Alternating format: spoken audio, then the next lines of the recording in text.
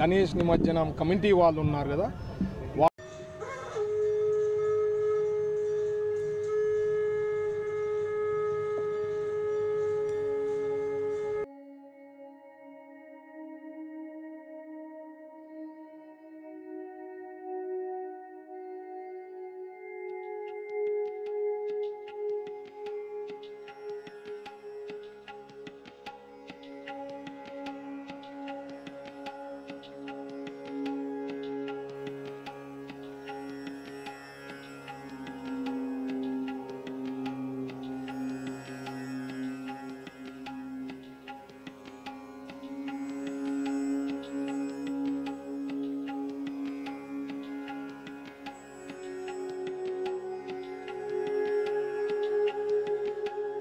కర్నూలులో గణేష్ నిమజ్జనం సెప్టెంబర్ 15వ తేదీ ఏర్పాట్లు పూర్తి.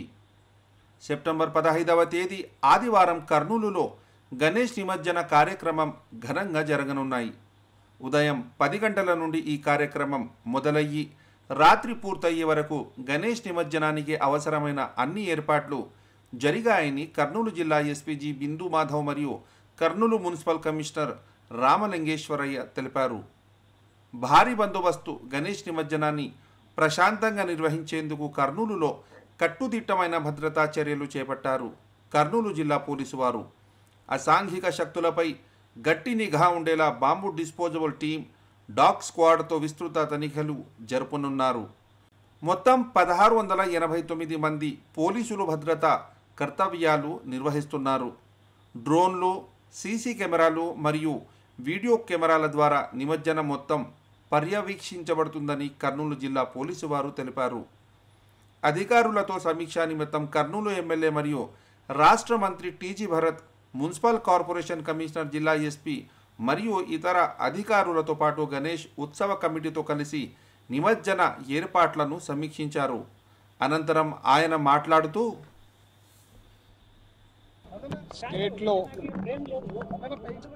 బిగ్గెస్ట్ ఈవెంట్ ఇక్కడ జరుగుతుంటుంది. నిమజ్జనం అనేది biggest event after combined Andhra Pradesh split అయిన తర్వాత కర్నూలులో నిమజ్జనం కార్యక్రమాలు చాలా పెద్ద ఎత్తున జరుగుతుంది. మీ అందరికీ తెలుసు, దాదాపు 2000 పైన విగ్రహాలు ఇక్కడ చాలా చోట్ల పెట్టడం జరిగింటుంది. సో కర్నూలులో కూడా ఇయర్లో బిగ్గెస్ట్ ఈవెంట్ అన్నమాట ఇది. అండ్ అందరు అథారిటీస్, గవర్నమెంట్ అథారిటీస్ అందరు కూడా సేఫ్టీ కానీ పోలీసింగ్ అనుకోండి అన్నీ కూడా పర్ఫెక్ట్గా ప్లాన్ చేశారు. నేను కూడా దుబాయ్ పోవాల్సి ఉండింది, బట్ మినిస్టర్గా అయిన తర్వాత ఇది బిగ్గెస్ట్ ఈవెంట్ కర్నూలులో, ఒకసారి ఇక్కడ ఉండాలా, ఖచ్చితంగా పార్టిసిపేట్ చేయాలనే ఉద్దేశంతో ఆ ట్రిప్ కూడా క్యాన్సిల్ చేసుకోవడం జరిగింది. నేను చెప్పేది ఏమంటే అందరూ కూడా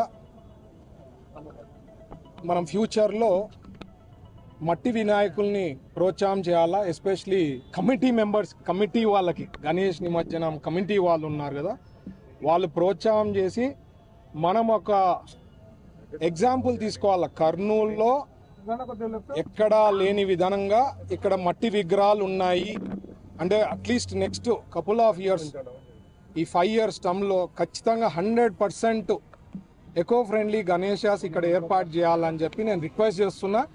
అది తీసుకుంటారు వాళ్ళని, నేను స్పెసిఫిక్గా వాళ్ళకి రిక్వెస్ట్ చేస్తున్నా.